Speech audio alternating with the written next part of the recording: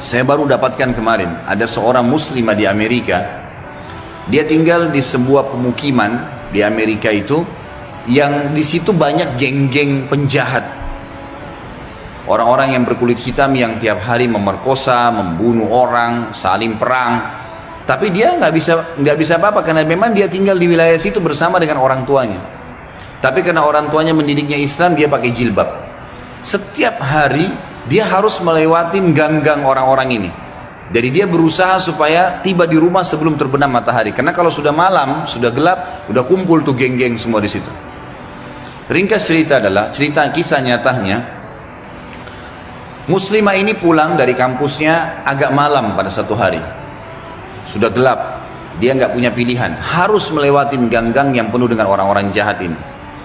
Dia bilang, saya waktu mau lewatin gang itu menuju ke apartemen saya, rumah susun orang tua saya, ada satu perempuan di depan saya, kelihatannya bukan muslimah, tidak tutup aurat, lagi lewat juga di gang situ. Tiba-tiba saya lihat dengan mata saya dikeroyokin oleh laki-laki itu. Dipegangin, ditarik dengan paksa, dimasukkan ke dalam sebuah tempat dan terdengar suara teriak-teriak, kemungkinan diperkosa. Dan mereka sudah punya tim, jadi yang narik ke dalam itu beberapa orang nanti diperkosa, yang lainnya berdiri di depan gang, seakan-akan tidak terjadi apa-apa. Nanti mereka gantian memerkosa orang, hampir tiap hari pekerjaan begitu. Maka muslimah ini mengatakan, saya lihat depan mata saya itu, tapi saya nggak bisa berhenti. Saya mau kemana? Mau ke kampus sudah tutup, mau ke tempat teman-temannya jauh, rumahnya tinggal beberapa langkah, harus dilewatin. Dia bilang, lalu saya berdoa kepada Allah, ya Allah, sebagaimana aku meyakini kamu ada, kamulah yang telah memerintahkan aku untuk menjaga kehormatanku, jagalah kehormatan ini. Dia bilang, lalu saya bertawakal, jalan aja sudah, apa yang terjadi aja sudah, apa yang terjadi terjadi, karena nggak ada opsi.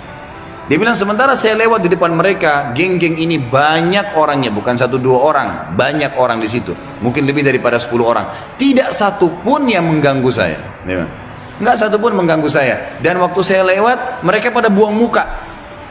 Orang-orang ini pada buang muka. Saya jalan sampai melewatin gang itu. Kebetulan rumah orang tua saya berhadapan dengan kantor polisi. Lalu saya datang kantor polisi itu, lalu saya berkata, tadi ada kejadian begini, ada perempuan diperkosa di sebelah sana. Polisi pun akhirnya menerima laporan tersebut, lalu memeriksa, karena dekat, betul terbukti ditangkap, masih ada perempuan tadi dan memang diperkosa. Akhirnya ditangkap semua di penjahat-penjahat nih. Sementara ditangkap, dia bilang, waktu masuk di kantor polisi, mereka tahu saya yang lapor, saya pakai jilbab ada di situ. Tapi mereka setiap lihat saya pasti buang muka. Kayak orang, bukan buang muka karena marah ya, kayak orang yang ketakutan melihat saya, dia bilang. Sampai masuk di penjara semua. Sudah terungkap masalah itu, dia bilang, saya penasaran. Saya bilang sama polisi setelah itu, bisa nggak saya sebelum pulang, saya mau temuin penjahat-penjahat itu. Kata polisi, silahkan. Datang ke sana, dikawal. Dia datang, dia tanya, waktu dia bilang saya masuk ke penjara, semuanya pada tunduk, gak ada yang berani lihat saya. Saya jadi bingung, ada apa sebenarnya, gitu kan? Saya seorang wanita cuma pakai jilbab. Ini penjahat-penjahat terkenal tiap hari perkosa orang, tiap hari bunuh orang, nggak ada yang ditakutin, gitu kan? Maka saya bertanya, saya mau tanya, saya yang ngelaporin kalian, gitu kan? Maka semuanya ada satu orang yang menjawab mengatakan, kami tahu kalau kamu yang melaporin, gitu kan? Terus kata si perempuan ini, kalian tidak marah dengan saya? Karena ini nanti ke depannya siapa tahu mereka lepas dendam. Nggak ada yang nyaut, diam aja semuanya. Terus dia bilang, saya mau tanya. Nggak ada yang nyaut, diam aja semuanya. Terus dia bilang, saya mau tanya, kenapa waktu saya lewat tidak ada di antara kalian yang mengganggu saya? Saya ingin tahu apa sebabnya. Ada satu orang, dia tidak angkat matanya ke arah perempuan, cuma dia tunduk, dia mengatakan, dari Anda lewatin gang sampai sekarang, di belakang Anda banyak orang yang menggunakan baju-baju putih yang menemani Anda, dan badannya besar-besar, kami takut. Perempuan ini bilang, saya tiba-tiba gemetar, hampir jatuh, kaget dengan informasi itu. Tapi itu kisah nyata, gitu kan? Kisah nyata.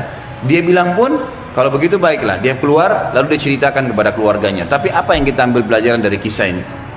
Keyakinan kepada Allah Subhanahu Wa Taala mendatangkan pertolongan yang memang tidak masuk di akal manusia, tidak masuk di akal manusia, nggak bisa, susah untuk dihubungkan itu.